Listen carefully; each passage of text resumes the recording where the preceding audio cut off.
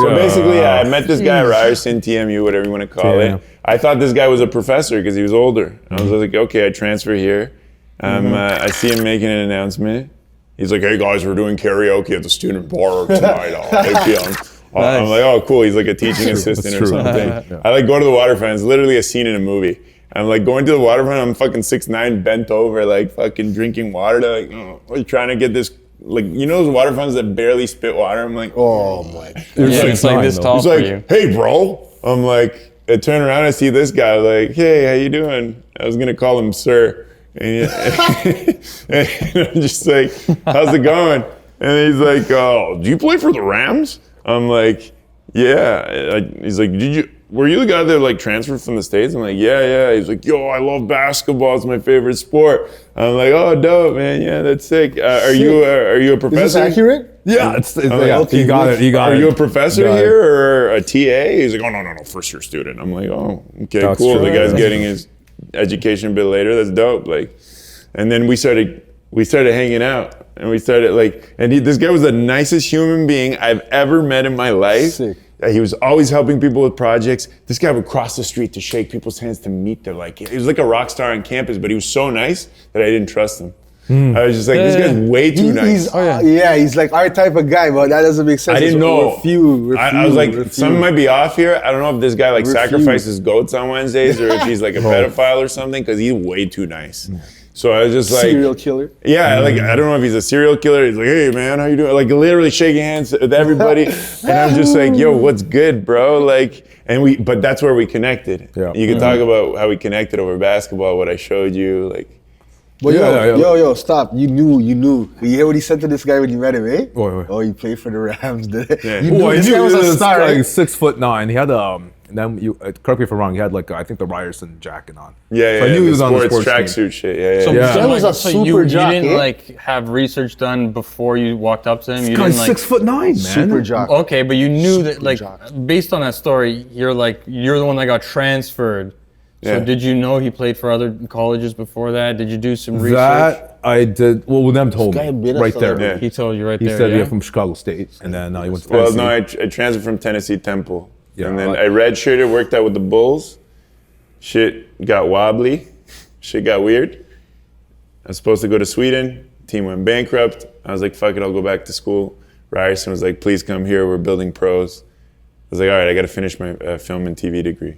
But like, gotta say, them, like such a nice person, a nice athlete, like one of the nicest athletes there. Because like, I was cool with like most of the athletes there, including the men's basketball team. I was cool with most of them, right? Yeah. But you got those that are just like, yo, I'm on the university team, man. I'm the boss. I don't even want to get started on that. And I'm thinking, bro, like you're not even in Division III in the States. Yeah. You're walking around like you're the shit, man. You know what I mean? Yeah. So what are you? Anyway. But basically, we connected over basketball. So I showed him like a Partizan, Red Star, Yugoslavian, Serbian basketball culture. Me being a ball player, that was your favorite sport. You always. I wanted to make. I got cut 5 times. Yeah. From Brock, because I went to Brock for like 3 degrees, right? Yeah. So I got cut from the team like 5 times. Like this was not good enough. But you tried out for the team? 5 times I got basketball cut. Team? Yeah, I got cut 5 times. So good for you. And then the varsity guys see me practicing like every day. Yeah. The Brock team, and they're like so impressed by that. They're like giving me tips, Tom. You gotta do this. You gotta do that. You gotta do that, right? And I'm just practicing every day. And then I go and I compete against them. They just wipe the floor with me, man. Like nothing. Yeah. That's what you do. So I mean, but like they were so nice. But that's how we got the connection, because I always wanted to be a basketball athlete. Big Allen Iverson fan, big Magic Johnson fan. But Iverson was the one that got me into basketball. Yes. Right? Yeah. So he's like my height. I used to do his crossovers. So I wanted to make the team so bad. Never could do it. And seeing a guy who's legit an athlete. I thought Iverson was 6 feet. I think he was shorter. It's like he's 5'10". 5'10", yeah. Listed 6. Listed 6 feet. But that's how we made the connection. He's just So basically, like, I found it fascinating that he was so interested, like, in basketball. And at the time, I'm a ball player. I was just working with the Bulls, Europe, all that stuff. I came back. I was injured. So I came into Ryerson, I blew out my back my very first practice back, and it was like the downhill end of my career. I didn't know at the time, but unfortunately it was. But I was still playing, I was still rehabbing, and I was hanging out with this guy. I'd see him every day at school. And he's like, yo, bro, are you guys practicing today? Like, what's going on? Like, so basically, like, we would have these computer labs, and we would all have the same assignments, right? And all the kids would like link up in the computer labs and stay up all night till like 5, 6 a.m. We had full 24-hour access with our key cards. Yeah. So we just use the best editing software. It's fucking film and TV school, so like you can use any computers editing program, whatever you want, like at any time. So some of us are like all night, just people are stepping out, smoking a joint, coming back in, drinking a beer, having a good time. Some people are watching YouTube videos, movies, cuddling. Girls live in dorms, but they come to the computer lab. And we're all there like 6 a.m., 7 a.m. just working or like chilling. And Tommy's always there because we'd meet up around like, I don't know, in the evening time, and people would just stay. So I'm like, okay, dope, I'm always there. And every night, Tommy would leave at 11 p.m. sharp. Yep. 11 p.m. sharp. I'm like, yo, bro, like, we're just watching these crazy basketball videos of showing you Partizan and Red Star. And he's like, oh, I gotta go. And basically, I'm like, why do you always leave at 11 p.m. sharp? He's like, oh, well, you know, Asian moms. I'm like, I'm sorry, man, I don't know. I'm like, how old are you, bro? And he's like, oh, 26, 27. I also lied about my age. 26. You were lying about your age? Yeah, I wasn't cool. Why?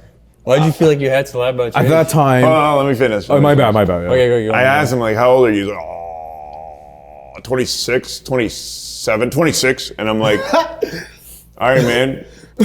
Have a good night, bro. And then we're like, we saw on Facebook, one of his old display pictures was grade 5 in like 1987 or something, or 88 or something. And everybody kind of knew at the time he's in his mid-30s, and nobody cared because everybody loved him. He's a rock star on campus. But then I realized, I started learning about his story, how he's still at a curfew at 35. He never was allowed to go out to parties. He always had to leave at 11 sharp. And I'm like, bro, what's going on? And then that's when I started realizing.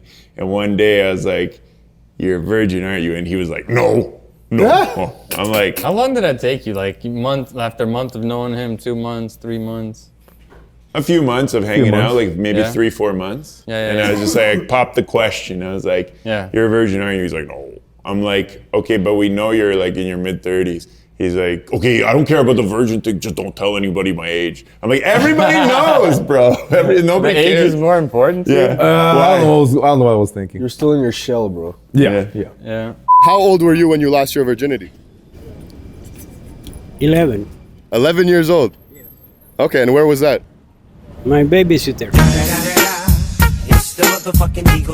Snoop Dogg! Did you lose your virginity? Are you okay with sharing that? Yep. How old were you when you lost it? Like 15, 16? I don't know. Okay. Wow. Thank you for sharing. It was me and a friend, and we were both virgins, and it was awkward and terrible. Did a lot of hand stuff when I was younger with the girl that I was with, but I was like 19 when I actually went in. It was almost like an out-of-body experience. When I lost my virginity, I was 16. So I had no idea what I was doing, and I was scared, and I thought I was gonna have a heart attack. I was about 21. When did you first kiss a girl? I think it was around that age too, bro. Not gonna lie. When is the first time you watched porn? Yo, mom, if you're watching, fuck. I think it was in grade 9, so what is that, like 13? You think nutting brings some clarity? Of course, post-nut clarity, that's the color, right? So bursting the things makes the things move smooth, yeah? Mm-hmm. All right, bless. But that's when I found out about the curfew, and that's kind of how we started talking. He's always like, help me with the ladies, bro. So help me with the ladies. I always say I didn't have issues with that at the time.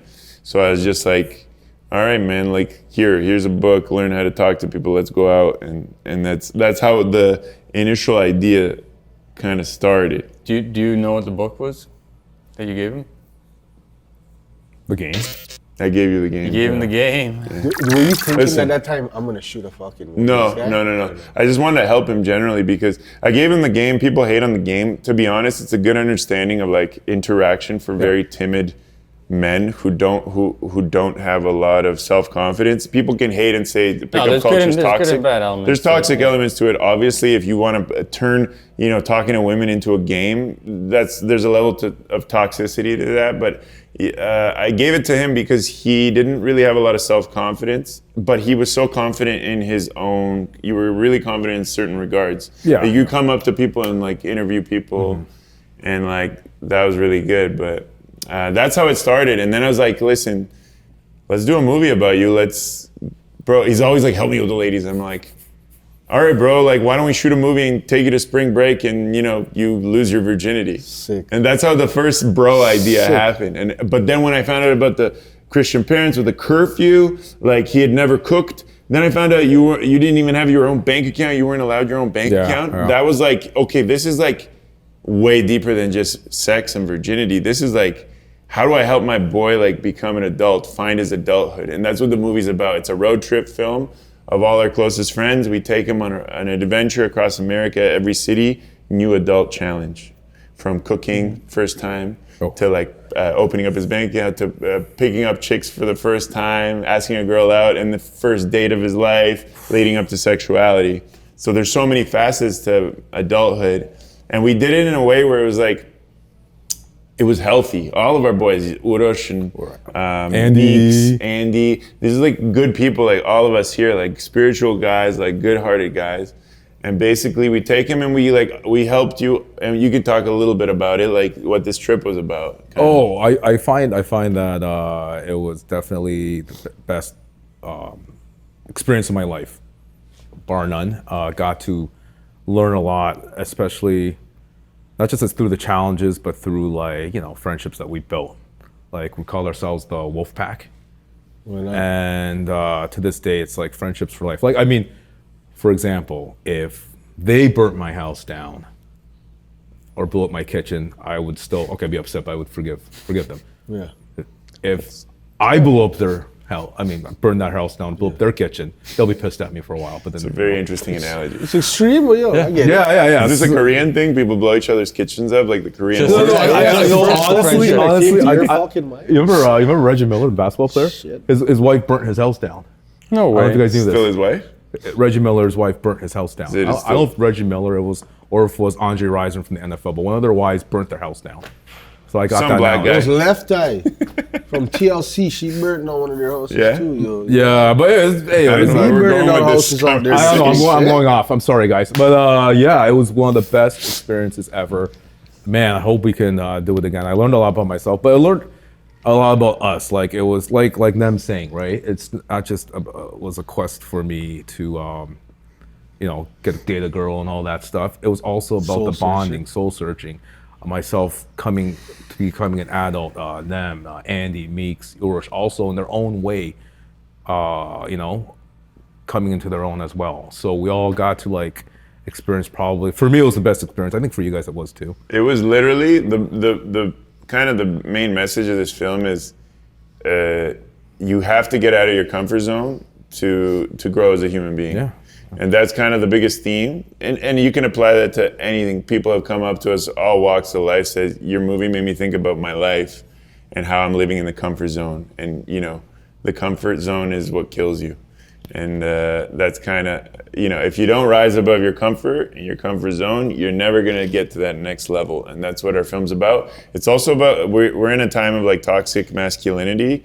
It's also about guys being guys in a healthy way. Sure, there's I directed the movie kind of like a Seth Rogen, Key and Peele adventure, so it doesn't feel like a documentary. We got an original hip hop soundtrack with all the up and coming artists. Soundtrack, good movie. Thank you.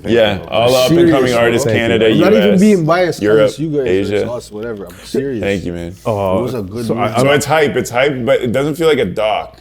But then the second half gets serious, and I wouldn't call it a comedy, but it's very funny. The first half is feels like a kind of like a blockbuster comedy narrative film, but it's just because we were so close, and I didn't expect my first film to be a few documentary. plot twists in there also. Yeah, definitely. So Mirko, you were gonna ask him.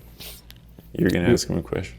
Yeah, I was gonna. What everybody wants to ask him, like why? The question. Well, I mean, there's a lot of things that you touched upon about your parents, your upbringing, but like 35 is a long time, or 40. Like, do you like? Is there something like? Is there like a deeper reason you think that you like why you stayed a virgin? Like, yeah, no, it's without spoiling too much. No, because like as Nam knows, and then I became friends with you guys later. Like basically, I was in like, I'm not blame my parents either. I played a role in it too, or becoming from a Christian family, right? And you got like a tradition is basically like we said before, study hard, become a doctor, lawyer, and I mean. Well, I don't want to spoil too much, right? But yeah, it was basically having no confidence in yourself, being 300 pounds. I was 300 pounds, high school senior.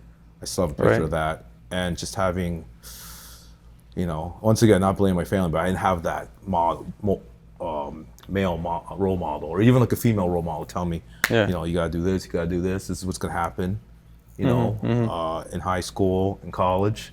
Just be prepared. I learned everything on my own. Everything that I learned to now is through my own. Like no one like held my hand. No one like. Nobody at all held your hand. I held your hand. No, I meant you guys. You're asking before. Okay, you're asking before, right? Of course. I got you, man. But it was just I had no confidence in myself. I wasn't really, and I just didn't. I couldn't break out of my shell. I always like blamed others. About my life being like this instead of trying to like get out of that shell on my own. So yeah, just overweight, no confidence. No one was there like at that time before I met Nem. No one was there telling me, you gotta get out of your shell. Yeah. I was just too lazy to get out of my shell, and I was too sensitive. Like I would care too much of what people thought about me. Yeah, for sure. So that played a big role, and then like. I'd always have in my mind, why would this beautiful girl, like the hottest girl in high school, want to ever even date me? There's no way. I had that thinking, and I really didn't have anyone to be like, you can get her. No one like that at that time. So yeah, just a bunch of. Once again, it's not just their fault; it's my fault too. I have to break out. Like if you're stuck in a shell, it takes yourself to get out of that shell. A lot of NBA legends like Kobe, Jordan would say that. I got to get out of this shell. Like no one's gonna take me out of this situation.